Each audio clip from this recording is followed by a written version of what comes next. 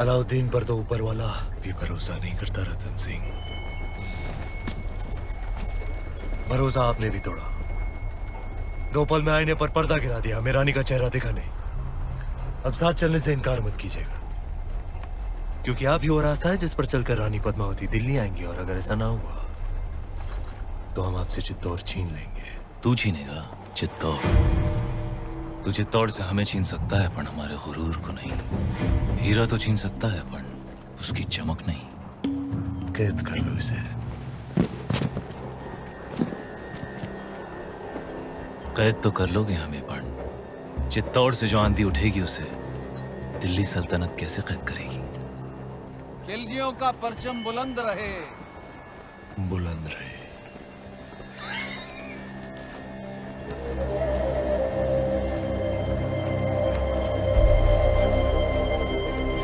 अन्नदाता हुकुम।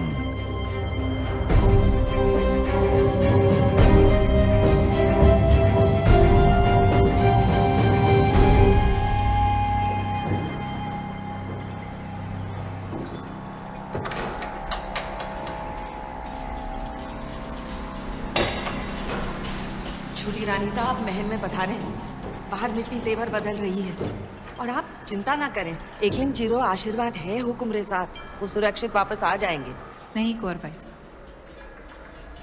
चांद खिलने तक हम यहीं रहेंगे। आज चांद कहाँ खिलेगा रानी साहब, आज तो अमावस्या है।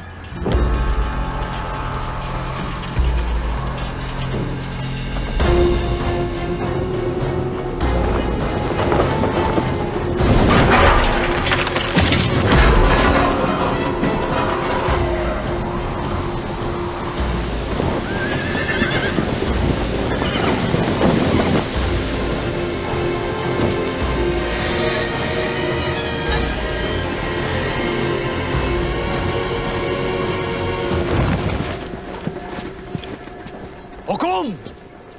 गोरा सिंह, हुकुम को ढूंढ रहे हो? आंधी उड़ा के ले गई दिल्ली, देश निकाला हो गया उनका। तो तू है जिसने अलाउद्दीन को चित्तौड़ का रास्ता दिखाया। गद्दार! एक खरोंच भी आई तो जान जाएगी तुम्हारे हुक्म की। एक संदेशा है रानी पद्मावती के लिए। अपने हुक्म की सलामती चाहती हैं तो वहां आ जाएं।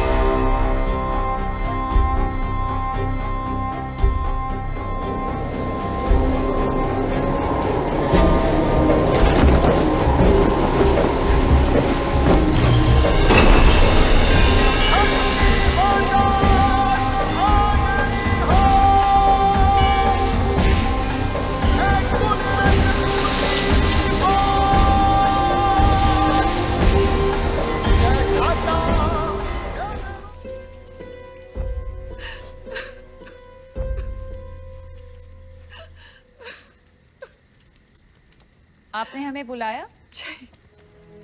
बड़ी रानी साहब, आपने हमें बुलाया? हमें 2 क्षण रो तो लेने दीजिए। ना आप राजगुरु को देश निकाला देती, ना अलाउद्दीन से जा मिलते, और ना इस सूर्यवंशी चित्तौड़ पर यह ग्रहण लगता। अगर आज हमारे रावल साथ दुश्मन के हाथों में, तो इसमें दोष आपका है, आपके इस रूप का है। और देखने वाले की बुरी नजर का नहीं, उसकी नियत का नहीं है। और उसकी सजा तो मेवाड़ भुगत ही रहा है, पर सजा तो आपको मिलनी चाहिए। पर हुक्म, इसका दोष ही नहीं, उसे क्या सजा देंगे? जहर खिला दें, कुएं में धकेल दें, या कारावास में डाल दें? सुल्तान की शर्त मानकर पद्मावती को वहां भेज दिया जाए। बड़ी रानी साहब, एक औरत होके आप ऐसा बोल रही हैं? इन्हें वहां भेज दें, सुल्तान के हवाले कर दें? असंभव। अगर ऐसा ना हुआ तो ना रावल सा रहेंगे, ना मेवाड़। बड़ी रानी साहब, जो ऐसो बुरो बखत आ भी गयो, तो चित्तौड़ की एक एक औरत अपने आत्मसम्मान के लिए कूद जावेगी आग में, जौहर करेगी। पर अपनी छोटी रानी ने घर के बाहर पग भी न धरने देगी। हम आप लोगों को अपना दुख कैसे समझाएं?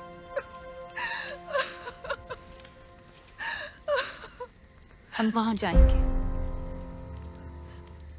ये आप क्या कह रही है रानी साहब? असुरों का विनाश करने देवी को भी गढ़ से उतरना पड़ा था। हम क्या, हम बस इंसान हैं। हम तो सिर्फ चित्तौड़ की चौखट पार करेंगे। और आप शायद भूल गए रानी साहब कि राजपूती कंगन में उतनी ही ताकत है जितनी राजपूती तलवार में।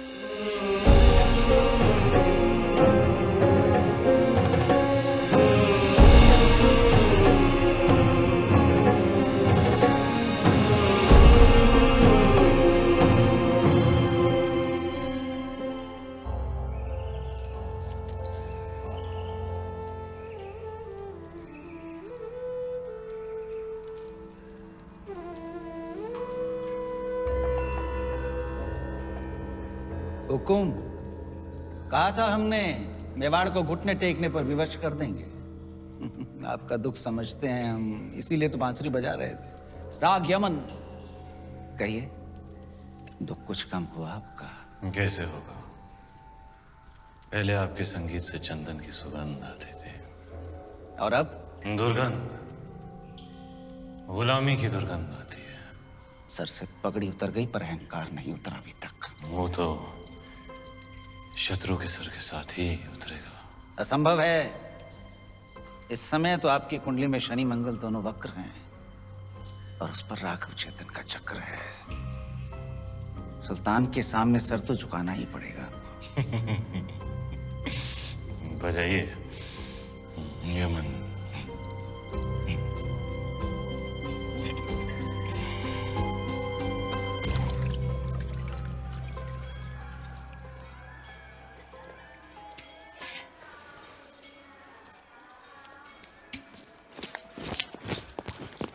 अंदाता हुकुम, ये वही तलवार है जिसने मेवाड़ और राजपूती मान की रक्षा का जिम्मा लिया था, पर आपने तो स्वयं वहां जाने का निर्णय ले लिया, सर झुका दिया हमारा।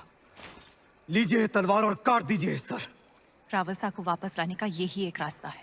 क्या हम सब में इतनी ताकत नहीं कि अपने हुक्म को वापस ला सके, या फिर आपको हमारी तलवार पे भरोसा नहीं रहा? भरोसा है, पर हर युद्ध केवल तलवार से नहीं जीता जाता। इस बार युद्ध नीति से जीतना होगा। हमारी तलवार। भेज दीजिए संदेशा सुल्तान को। हम आपकी बात से सहमत नहीं। एक भाई होने के नाते। ये बिनती एक बहन की नहीं, आदेश है मेवाड़ की रानी का।